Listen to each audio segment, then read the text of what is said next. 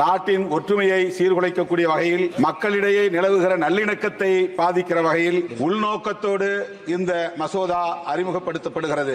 இந்திய உணர்வோடு வாழ்கிற இஸ்லாமியர்களை அந்நியர்களைப் போல காட்டுகிற முயற்சி மிகுந்த வேதனை அளிக்கிறது.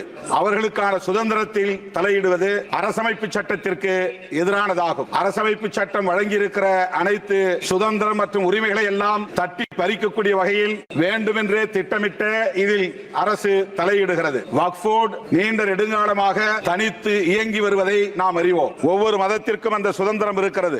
இந்திய அரசமைப்பு சட்டம் மதச்சார்பின்மையை உயர்த்தி பிடிக்கிற நிலையில் அரசு மதம் சார்ந்த நிலைப்பாட்டை எடுப்பது, மதங்களின் சுதந்திரத்தில் தலையிடுவது மிகுந்த ஆபத்தானது, மக்களின் ஒற்றுமையை சீர்குலைக்கக்கூடியது. எனவே இந்த மசோதாவை துவக்க நிலையிலேயே நான் விடுதலை சிறுத்தைகள் கட்சியின் சார்பில் எதிர்க்கிறேன். இதனை திரும்ப வேண்டும் என்று வலியுறுத்துகிறேன்.